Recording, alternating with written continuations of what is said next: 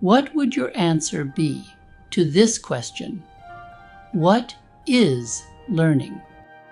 According to a conceptualization used in my field, most of the things we do in contexts where learning is supposed to happen are at best a waste of time and often quite harmful. But by the end of this video, you'll understand why this might be true, and why we need a call to radically rethink how we approach learning design and education. Let me take you back to a hot summer afternoon in Alabama when I was about 8 years old. I was playing hide and seek with my brother in the forest. I found what I thought was the perfect hiding spot behind a large tree and lay down to conceal myself. Suddenly, excruciating pain overwhelmed me. I had unknowingly laid down on a fire ant hill, and thousands of ants were biting me. This traumatic experience was a painful lesson in the laws of cause and effect. Lie down in a fire ant hill, and you'll feel the fire. Simple, right? Our lives are full of these cause and effect experiences. It's how we learn, how we grow, how we survive. But it's also why it becomes so difficult to understand situations where effects cannot be attributed directly to specific causes.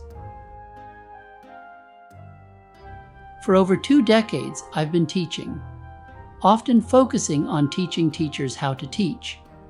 I've conducted countless faculty development workshops, selecting theory-grounded high-impact practices, and helping professors integrate them into their teaching.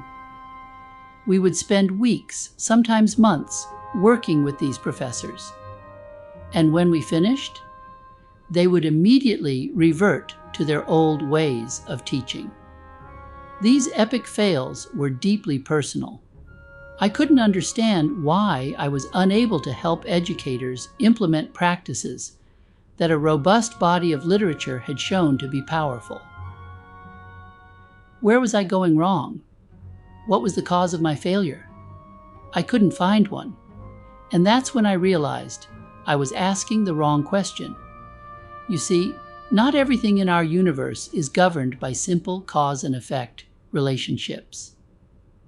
There are some phenomena where it's impossible to identify specific causes because the laws of cause and effect break down and other laws take over. This happens in what we call complex systems. I argue that our educational practices are just this sort of situation. And the only way to change these practices is to first change our thinking.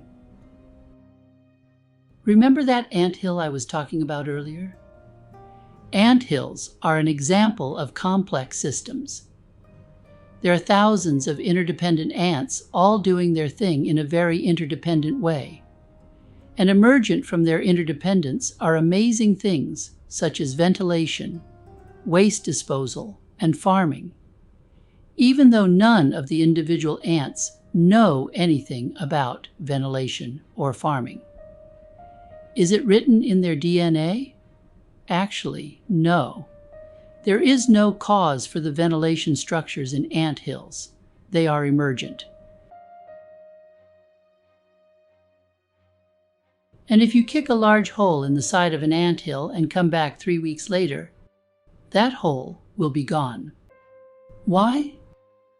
Complex systems often self-organize around what we call attractor states, or what you might think of as the way things are supposed to be. And when a system like an anthill gets disturbed, it does everything in its power to get things back to normal. Conceptualizations of learning are complex systems consisting of thousands of interdependent ideas. And these ideas are not in your brain. They are in society, in communities of people. Individual people engage with these conceptualizations that already exist in society. Through my research, I've discovered that there are 2 primary conceptualizations of learning, and they couldn't be more different. Let's explore these in detail. The first and most common conceptualization sees learning as the acquisition and manipulation of knowledge objects. In this view, knowledge is like a set of objects that can be transferred from one person to another. The mind is seen as a kind of container or computer with input, processing, storage, retention, and retrieval of these knowledge objects. Learning, in this dominant conceptualization, starts with acquiring a foundation of basic knowledge and skills, then progresses through acquisition of a hierarchy of increasingly valuable knowledge. The role of the teacher is to transmit knowledge through content delivery practices, like lectures, well-designed problems or projects, and textbooks.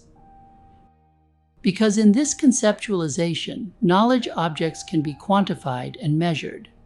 Learning should be measured and assessed in terms of the degree to which learners' knowledge aligns with the truth, as well as the quantity of knowledge objects they have accumulated.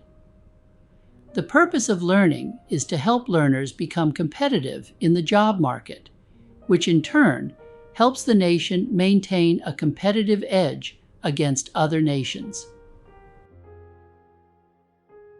One STEM professor in my study said something that illustrates this conceptualization, saying, "We are discovering objective facts, and there would be a lot of pushback against the notion that these are culturally relevant.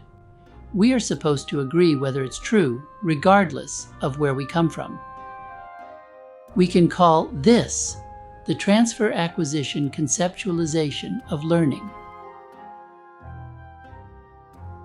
The second conceptualization, found in the learning sciences and occasionally in other fields, sees learning as a process of becoming, a change in who you are as a human being. And simultaneously, it sees learning as a process of construction, constructing knowledge, constructing perspectives, constructing yourself, and constructing your world. In this view, learning is not isolated in an individual learner's mind, nor is knowledge an object which can be transmitted or received. Knowledge is a verb. Learning is distributed between individuals and their contexts, situated within historical time and culture. Learning is mediated by human relationships and interactions. Its participation in a community of practice and involves identity exploration.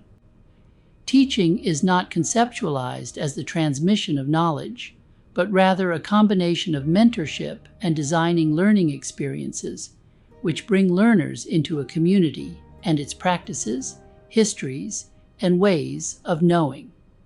Assessment is complex and context-dependent, since knowledge and learning are contextual and cannot be measured objectively nor directly through instruments such as exams. One learning scientist in my study said something that aligns with this conceptualization of learning. Learning has to do with identity, with becoming. I can measure learning by seeing the ways that people's participation changes over time. I can see the ways that people's doing of stuff changes over time. I can see the ways that they interact changing over time. This is the construction-becoming conceptualization of learning. These conceptualizations aren't just abstract ideas. They shape everything we do in learning contexts. From each conceptualization emerge very different practices. Remember the complex system of the ant hills? Remember how it tries to get back to normal if you kick it? The same is true of conceptualizations of learning. It is very difficult to change conceptualizations. But it's important that we work on changing conceptualizations because of emergence. Remember the ventilation and waste disposal and farming that were emergent in ant hills? Well, in conceptualizations of learning, there is emergence as well. This emergence comes in the form of practices. This may seem like a complicated way to describe a very simple concept.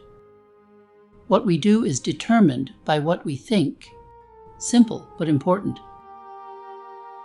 The practices emergent from the dominant and problematic transfer-acquisition conceptualization include lectures, standardized tests, usually with multiple-choice questions, textbooks, grading based on knowledge accumulation, and teacher-directed problem-solving.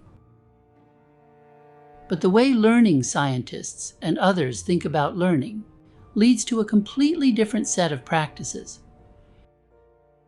Practices emergent from the construction-becoming conceptualization include project-based learning, collaborative problem-solving, creative exploration, often with a lot of tinkering and productive failure, engagement with real-world issues, learner-directed learning activities, identity exploration, and metacognition, or thinking about thinking.